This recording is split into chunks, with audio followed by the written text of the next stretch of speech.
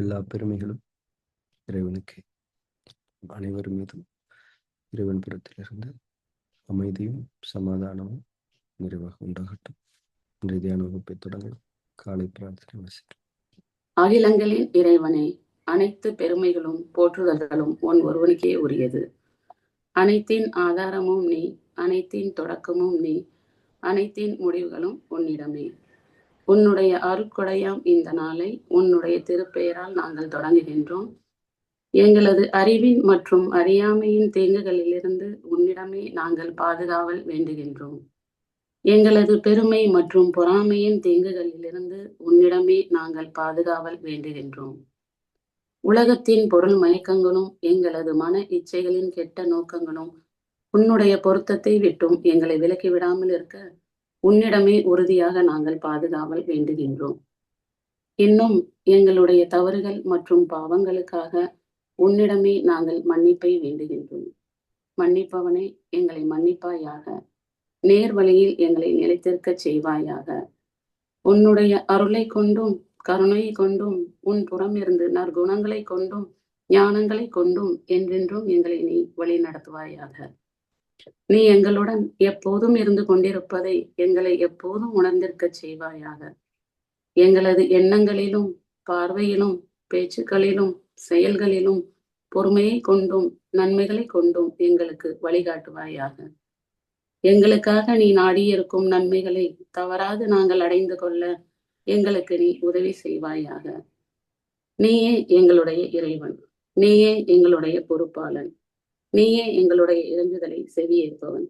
செவியேற்பவனே, படைப்பாளனே, புதிய படைப்பாக எங்களை ஆக்கி தருவாயாக. புதிய வாழ்க்கையில் எங்களை வாழ வைப்பாயாக. அமைதியும் சமாதானமும் ஆரோக்கியமும் ஞானங்களும் நன்மைகளும் மேன்மைகளும் குளிர்ச்சியும் கதகதப்பும் சோலைகளும் நீரோடைகளும் தூய உணவுகளும் உறவுகளும் நிறைந்த புத்தம் புதிய வாழ்க்கையை உன்னை கொண்டு நாங்கள் விரும்புகின்றோம். விருப்பங்களை அளிப்பவனே, ஏற்றுக்கொண்டோம் இறைவனே. புதிய வாழ்க்கையில் எங்களை வாழச் செய்வாயாக. புதிய படைப்பாய் எங்களை ஆக்கி தருவாயாக. உன்னுடைய அருட்கொடையாம் இந்த நாளை உன்னுடைய திருப்பெயரால் நாங்கள் தொடங்குகின்றோம்.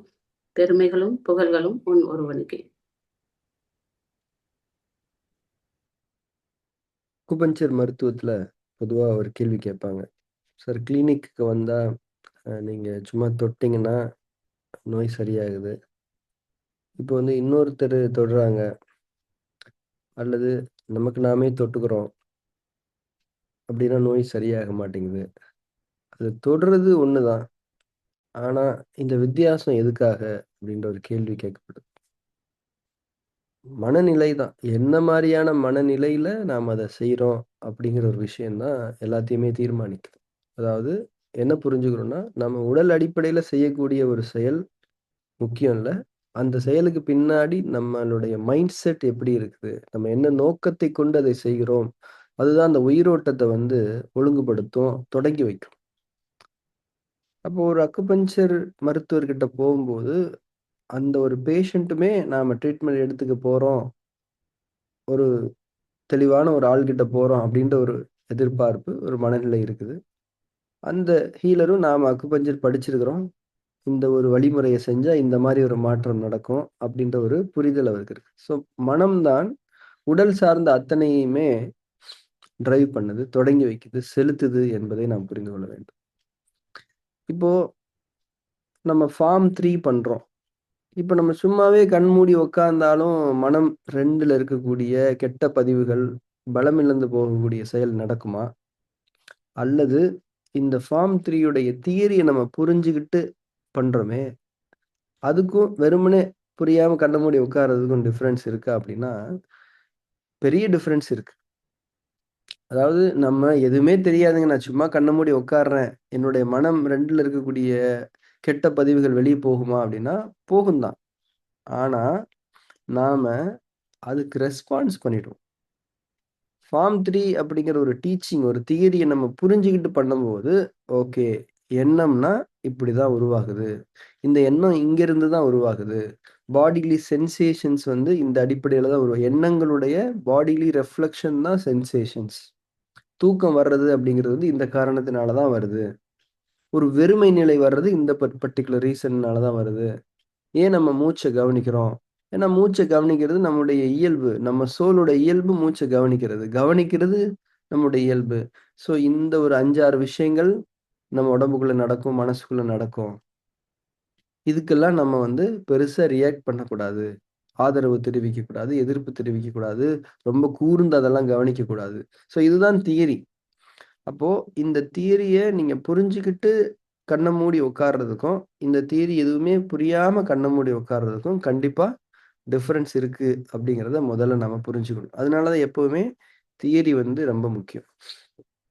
அடுத்து இந்த மனம் 2 என்ன பண்ணும்? விபாசனாவுடைய ஆப்ஜெக்டிவே என்னன்னா, மனம் 2னுடைய ஆதிக்க போக்கை குறைத்து, மனம் ஒன்றை வலிமைப்படுத்தக்கூடிய ஒரு செயல் தான். இந்த மனம் 2 என்ன பண்ணும் அப்டின்னா, புதுசு புதுசா எதையாவது ஒண்ண கண்டுபிடிச்சுக்கிட்டே இருக்கும். தன்னுடைய அதிகாரத்தை நிலைப்படுத்திக் கொள்வதற்காக. அதுல டெய்லி இப்ப நம்ம வந்து மாத்திக்கிட்டே இருப்போம். ரேண்டமா. ஒரே விதமான மெடிடேஷன் பிராக்டிஸ் பண்ணவே மாட்டோம். திடீர்னு ஆதி மூலத்தவத்துக்கு போவோம். திடீர்னு இறை உணர் சுவாசம் பண்ணுவோம். திடீர்னு ஏதாவது புத்தகத்த படிச்சுக்கிட்டு இருப்போம். திடீர்னு ஆதி மூலத்தவம் பண்ணுங்கம்போம். திடீர்னு காலத்தை உணரும். இது ஏன்னா, மனம் 2 தொடர்ச்சியா ஒரு விஷயத்த அதன் மீது செலுத்தப்படும்போது, அத மிகைப்பதற்கு எதையாவது ஒண்ண பண்ணும். அதுல இந்த ஃபார்ம் 3 வந்து கொஞ்சம் நம்ம ஆரம்ப நிலைகள்ல அதிகமா பிராக்டிஸ் பண்ணும்போது, மனம் 2 என்ன பண்ணும்னா, அதோட இம்பார்ட்டன்ஸ குறைக்கும். ஆமா டெய்லி பண்றோம். இன்னைக்கும் பண்ணுவோம். இந்த மாரி கொண்டு போகும். அதனால தான் நம்ம வந்து அந்த ஒரு டைவர்ஷன நம்ம பண்ணிக்கிட்டே இருக்கோம். ஒரு கவனம் இருக்கணும். என்னைக்குமே ஃபார்ம் 3 பண்ணும்போது ஒரு கவனம் இருக்கும். இப்போ நம்ம கார்ஸ் எல்லாமே நம்ம பார்க்கிங்ல நிக்குது. அந்த கார்ல பிரேக்குன்னு ஒண்ணு இருக்குது. அந்த பிரேக் தான் நம்மள உயிரோட வச்சிருக்குது. அப்படிங்கிற கவனம் நமக்கு இல்ல. நமக்கு கார் மேலயே பெருசா கவனம் இல்ல. நிக்குது எங்கேயாவது வெளில போனா ஏறி உட்காந்து போலாம். ஆனா, நம்ம அப்பப்ப நம்ம கவனத்த வந்து அந்த பிரேக் தான் முக்கியம். பிரேக் ப்ராப்பரா இருக்கா? அதாவது பிரேக் வந்து குறைஞ்சுகிட்டே வரும். அத நம்ம கவனிக்கவே மாட்டோம்.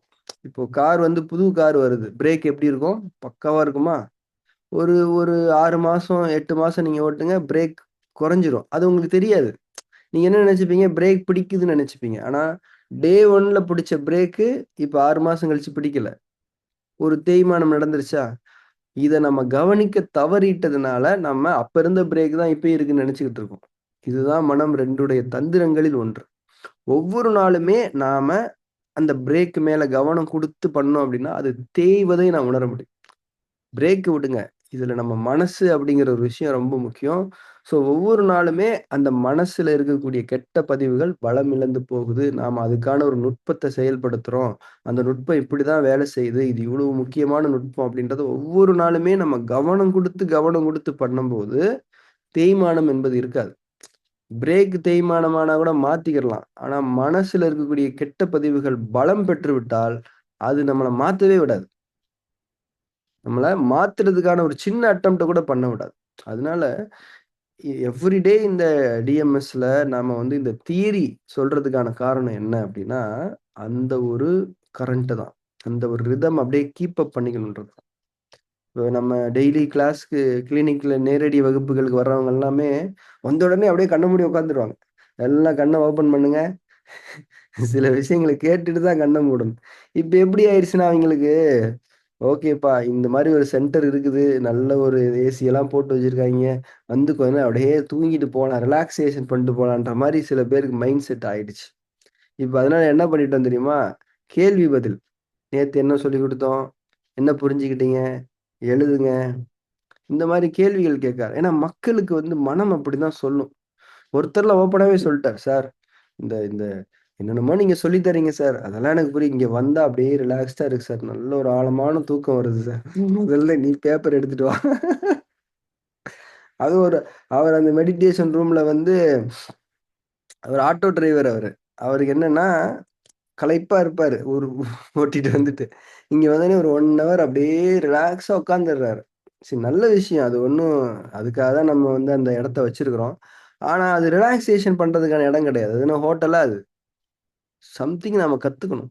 ஸோ, அதனால இப்ப என்னதுன்னா, அவருக்கு டெய்லி ஒரு கேள்வி கேட்குது. இப்ப அதுல அவர் இன்வால்வ் ஆகுறாரு. சொல்றாரு. எல்லாத்தையுமே சொல்றாரு. எல்லாமே சொல்றாரு. ஏன்னா மக்களுக்கு வந்து மக்கள சொல்லி பிரயோஜனம். அந்த மனம் அப்படிதான் பண்ணும். அழகா இருக்கு. குளிர்ச்சியா இருக்கு. அதுவும் அந்த இடத்தெல்லாம் சார் இங்க ஒரு வைப்ரேஷன் இருக்குது. அதெல்லாம் ஒண்ணும் கிடையாது. நீங்க அங்க உட்கார்ந்தாலும் அது நடக்கும். இங்க உட்கார்ந்தாலும் அது நடக்கும். அதனால எதுவுமே அங்க வந்து மனம் வந்து அப்படி செட்டில் ஆக பார்க்கும். அத டீகோட் பண்ண பார்க்கும். இதுதான் விஷயம் அப்படி. ஏன்னா மனம் 2 வந்து எல்லாத்தையுமே அதோட ஆதிக்கத்துக்கு கீழ கொண்டு வர பார்க்கும். ஆனா விபாசனாங்கிறது வந்து மனம் 2யே அதனுடைய ஆதிக்கத்துக்கு கீழ கொண்டு வரக்கூடிய ஒரு டெக்னிக். ஆனா மனம் 2 அத தனக்கு கீழ கொண்டு வரணும். இது இப்படிதான். இதுதான் ஃபார்முலா இப்படின்னு சொல்லும். There is no formula. அதனால தான் வந்து இந்த தியரி டீச்சிங்ஸ் பண்ணிக்கிட்டு இருக்கு. இல்லாட்டி காலையில கிளாஸ் ஆரம்பிச்சா எல்லாரும் கண்ண மூடி உட்காருங்கப்பா. முடிச்சிட்டீங்களா? ஃபார்ம் 3 பண்ணுங்க. ஓகே. நல்லபடியா இருக்கு எல்லாமே போயிட்டு வாங்க. இதுக்காக வந்து நம்ம வகுப்பு நடத்தல. இது நம்மளே பண்ணிக்கலாம். ஆனா, ஒவ்வொரு நாளும் இந்த தியரி கவனிக்கப்படணும். முக்கியமா இந்த ஃபார்ம் 3ல என்ன நடக்குது? என்ன மாரி நுட்பம் அது? அது எப்படி அது பலம் இழந்து போகுது? இத ஒவ்வொரு நாளும் நம்ம ரெஃப்ரெஷ் பண்ணிக்கிட்டே இருக்கும்போது தான் ஆக்சுவலி இது நடக்கும். இல்லாட்டினா அது தூக்கமாயிடும். தூக்கம் நமக்கு தேவதான். இளைப்பாறுதல், ரெஸ்ட் எல்லாம் தேவதான். ஆனா, இது மனதிற்கான பயிற்சி என்பதை நாம் புரிந்து கொள்ள வேண்டும். ரைட். ஸோ இன்னைக்கு நாம ஃபார்ம் 3 பிராக்டிஸ் பண்ணலாம். நம்முடைய கண்களை மூடி நம்முடைய அக உலகத்திற்குள் செல்வோம். நாம செய்யக்கூடிய ஒவ்வொரு விஷயத்தையுமே நாம வந்து இது எதுக்காக செய்றோம்? இது என்ன விஷயம்? அப்படிங்கிற ஒரு தெளிவோட செஞ்சிரணும். அக உலகம் அப்படிங்கிறது நமக்கான உலகம். உண்மையான உலகம். இங்க தான் நம்ம வாழ்றோம் உண்மையில. இறைவன் நமக்காக படைத்து அமைத்திருக்கக்கூடிய உலகம். நமக்கான இறைவனுடைய செய்திகள் அந்த உலகத்தில் தான் நமக்கு தரப்படும். அப்படியான ஒரு ஸ்பேஸ்க்குள்ள நம்ம போறோம். சும்மா கண்ண மூடுறது இல்ல. இந்த உணர்வோடு நம்ம கண்ண மூடுறோம். அக உலகத்துல நாம நிலை பெறணும். அதுக்கு பிசிக்கல் பாடி சைட்ல இருந்து ஒரு சப்போர்ட் கிடைக்கணும். இப்போ நம்ம ஒரு இடத்துக்கு போறோம். வீட்ல சொல்லிட்டு போறோம். நல்லபடியா போயிட்டு வாப்பா. நல்லபடியா நடக்கட்டும்பா அப்படின்னு சொன்னா நம்ம சந்தோஷமா போவோம். சரி போய் தொல அப்படின்னாங்கன்னா, நமக்கு அது தெரியும். அது மாரி தான். பாடி வந்து ப்ராப்பரா சப்போர்ட் பண்ணணும். அதிஷ்டானா மூலமா பாடி வந்து கிவிங் சப்போர்ட். இந்த அதிஷ்டானாவ நம்ம உணரணும். ஒரு சூப்பரா அக உலகத்தினுடைய அனுபவம் அதிஷ்டானால தான் முழுமைப்படும் என்பதை நாம் புரிந்து கொள்ளணும். அதுக்கப்புறம் அக உலகத்துக்குள்ள போனோனே, அங்கே அது சத்தியங்களின் உலகம்.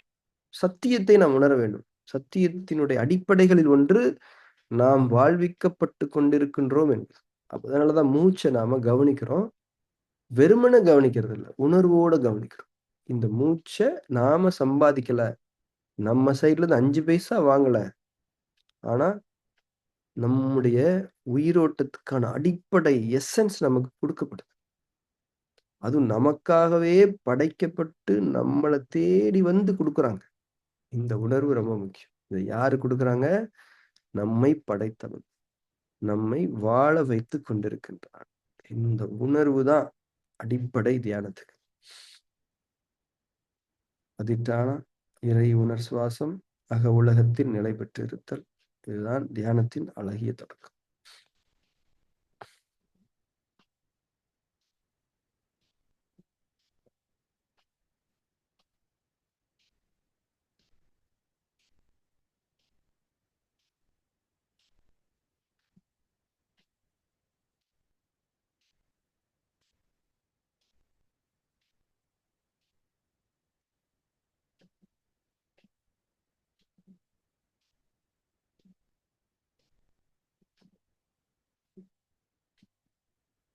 மூச்சின் மீது உணர்வுடன் கூடிய கவனம் இருக்கட்டும். இயல்பான மூச்சு.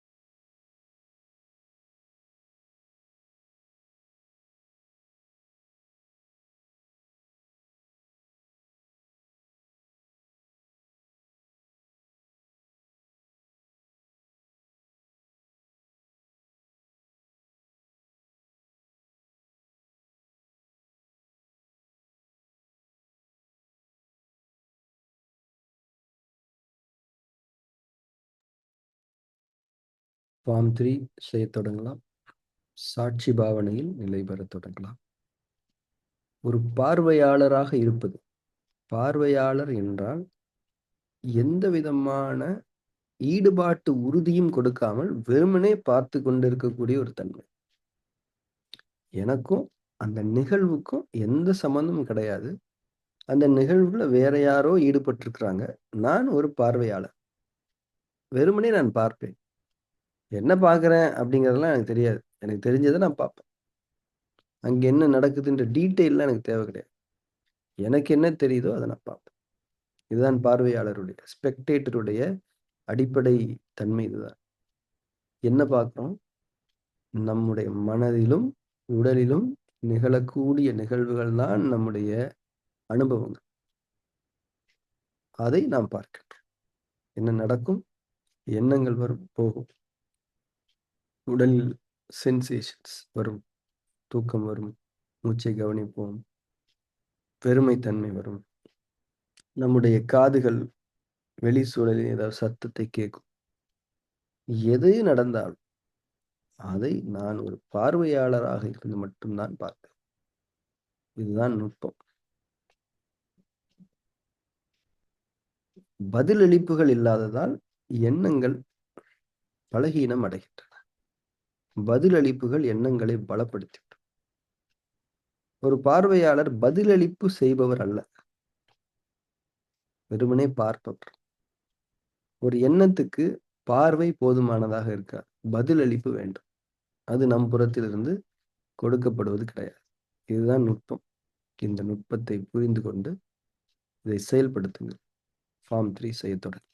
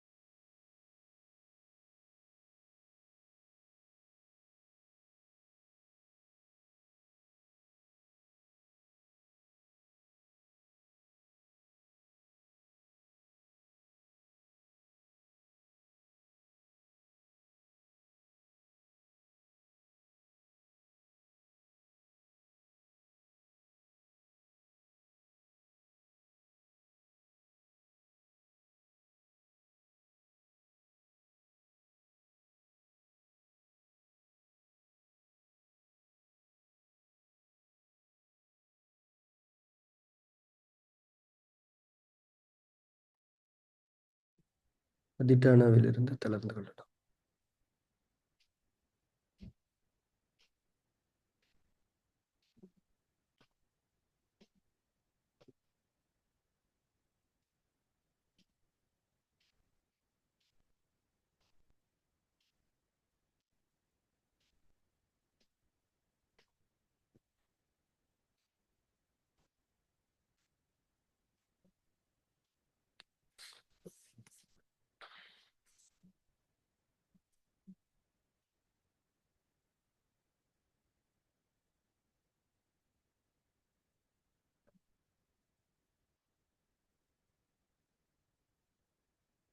தியானத்தை நிறைவு செய்து கொள்ளலாம். கண்களை திறந்து.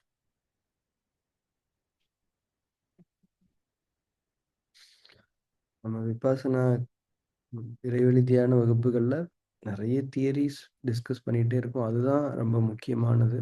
அதுதான் வந்து இந்த ஜேர்னி வந்து உயிரோட்டமா வச்சிருக்குது. இல்லாட்டினா மனம் 2 எப்பவோ அதனுடைய டெரிட்டரிக்குள்ள கொண்டு வந்துரும்.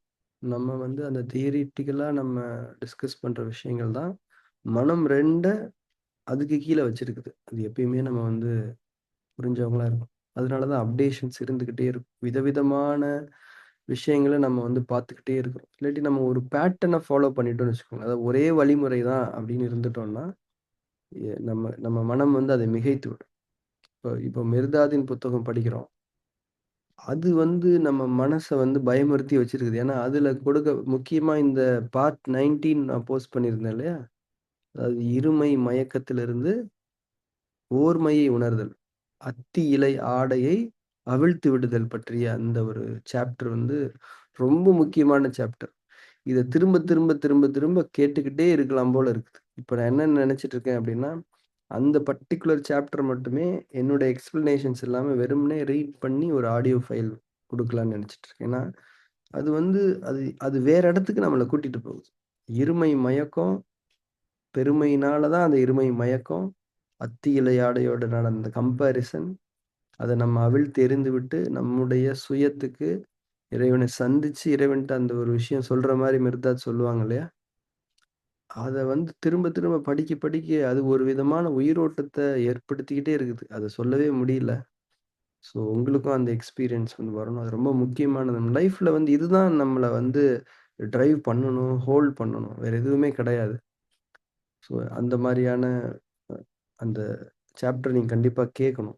ஸோ இந்த மாரி ஏதோ ஒரு ஆக்டிவிட்டி நம்ம இனிஷியேட் பண்ணிக்கிட்டே இருக்கிறோம். இப்ப அடுத்தடுத்து என்னென்ன பண்ணணும் அப்படிங்கிறதும் நான் ஒர்க் அவுட் பண்ணிக்கிட்டே இருக்கிறேன். ஏன்னா, அப்பதான் இந்த ஜேர்னி வந்து போகும். இல்லாட்டினா மனம் 2 அனைத்தையும் மிகைத்தும்.